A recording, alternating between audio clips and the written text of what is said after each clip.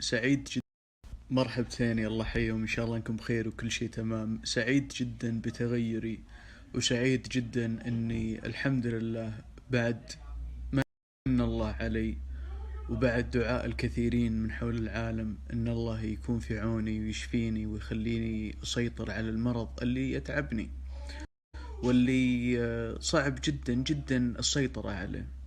للأسف آخر فترة في الصيف ما أتذكر منها أي شيء، ما أتذكر أي كلمة قلتها، ما أتذكر أي شيء سويته، من جد ما أتذكر أي شيء. لكن المؤلم أن للأسف في ناس أشاركهم كل شيء، من ربعي من وطني، بدال ما يوقفون معي أني أتجاوز الفترة هذه وأطيب، كانوا يحكون المؤامرات ضدي. من الله فيه قوة عظمى فوق، الله فوق كل شيء وإرادته هي اللي تمشي. الحمد لله. لا تبخلون علي بالدعم الإيجابي، وأنتم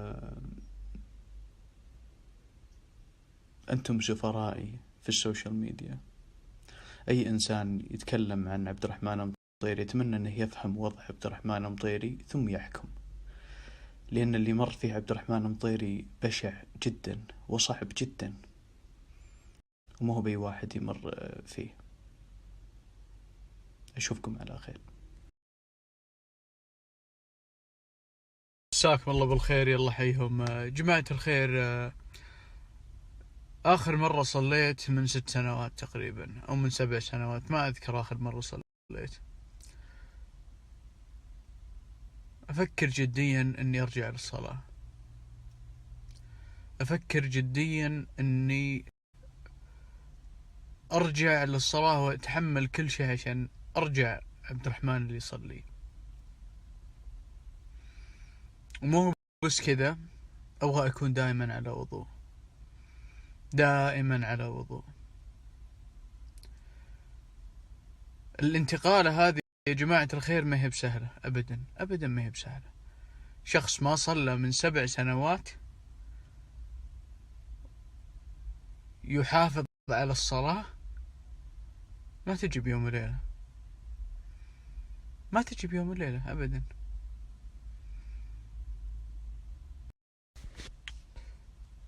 لي 7 سنوات ما قمت من كرسيي أو من مكاني أروح أتوضأ.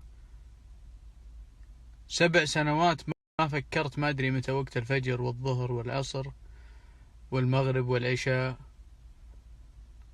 7 سنوات الصلاة ما كانت جزء في حياتي، والآن أنا أبي الصلاة تكون أساس يومي. يومي يبدأ بصلاة وينتهي بصلاة. الفجر أصلي الفجر، بدأ يومي. أصلي العشاء، انتهى يومي.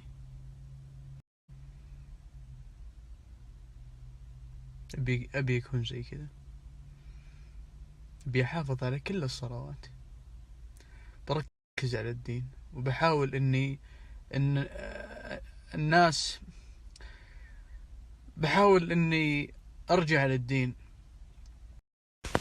أبي أصلي الفجر في وقتها. زمان ما كنت أصلي الفجر في وقتها حتى قبل ما أدخل في الدوامات الفكرية، حتى يوم من صغار ذا يعني بالعادة نسحب على صلاة الفجر. أنا بصلي الفجر في وقتها. الفترة الجاية راح أقوم وأصلي الفجر في وقتها، وما في نوم بعد صلاة الفجر، ما في نوم، في كتب، في قراءة، في اطلاع، تفكير، بزنس، تسوي أشياء، تحدث مع الناس، تحدث معكم، نزل سنابات. أبغى أتغير ضروري.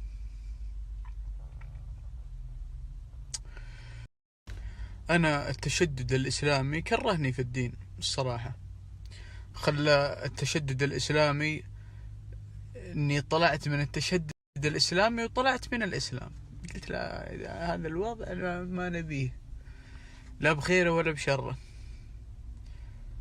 وانحرمت من جزء تواصلي، جزء روحاني في الإسلام. الإسلام مو بكل فقه. الإسلام ما هو الإسلام أكبر من أن يمثله إنسان. الإسلام أكبر من أن يمثله إنسان. الإسلام علاقة روحية، علاقة تواصل بينك وبين الله، سلام روحي. انحرمت أنا منه بسبب التشدد الديني. لو تقولون عبد الرحمن المطيري في السعودية، بيقول لكم عبد الرحمن المطيري الملحد اللي في أمريكا. هو ملحد بسبب المتشددين. ما كان ملحد عباطة في راسه. هو ملحد بسبب المتشددين، ولو اني ماني ملحد. والسنابات هذه الدليل. انا برجع وبوثق لكم كل شيء. شفتوا الحادي، شفتوا سبي لله، شفتوا سبي للرسول، شفتوا سبي المقدسات الإسلامية، شفتوا كل شيء سلبي. يعني ما أعتقد في شيء سلبي ما انشاف ونزلته من خلال هذا الجوال. الجزء الإيجابي الآن قادم، وبيكم تنشرونه بكل مكان. أبي العالم كله يعرف عبد الرحمن المطيري بشخصية بشعة. عبد الرحمن المطيري من أشهر الوجوه العربية في العالم كله. المشاهير السعوديين يتفاخرون في أعداد المشاهدات. أنا الوجه الأكثر شهرة عربيا في الميمز، في كل مكان، في الأخبار، قنوات أمريكية، قنوات عربية، وشهرة بشكل مخيف.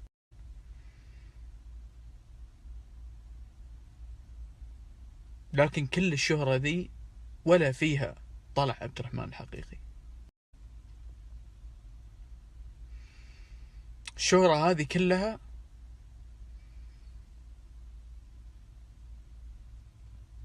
أحتاج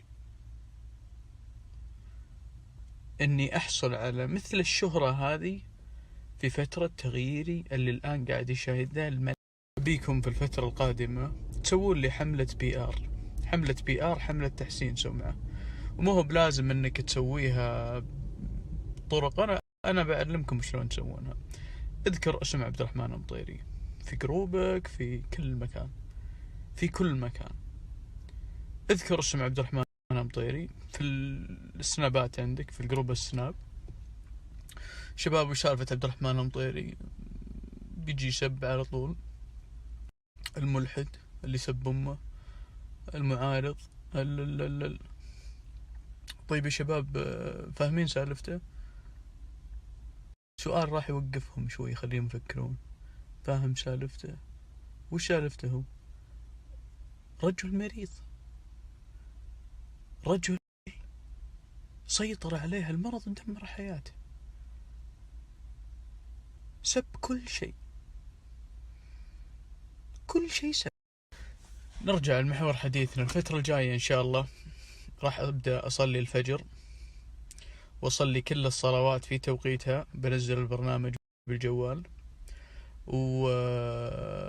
وبعطيكم معطيات، وبذكركم بعد بالصلاة في سنابي.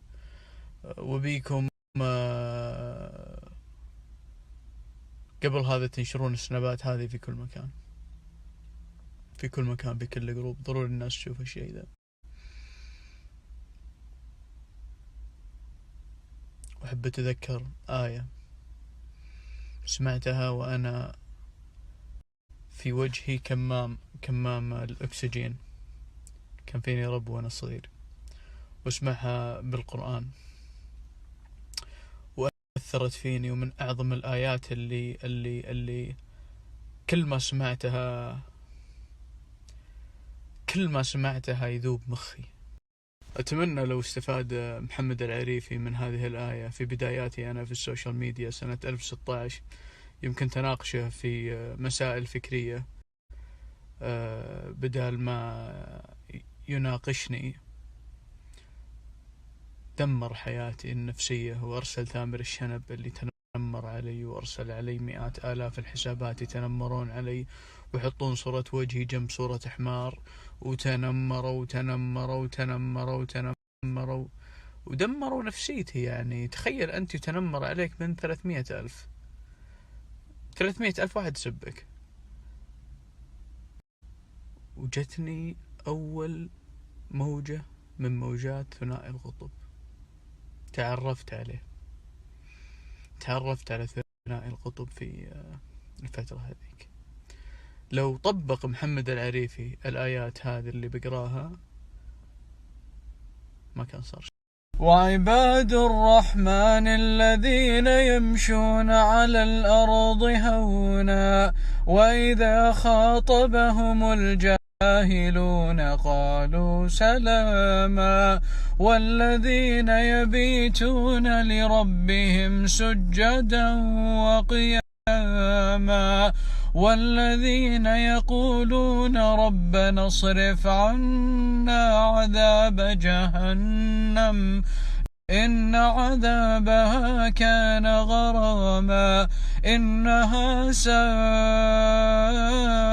مستقرا ومقاما والذين لا يدعون مع الله إلها آخر ولا يقتلون النفس التي حرم الله إلا بالحق ولا يزنون والذين لا يدعون مع الله إلها آخر ولا يقتلون النفس التي حرم الله إلا بالحق ولا يزنون ومن يفعل ذلك إلا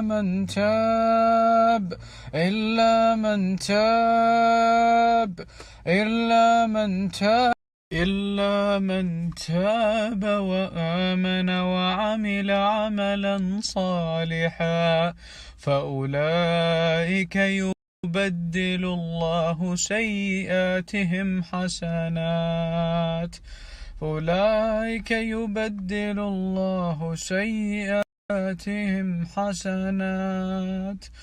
وكان الله غفورا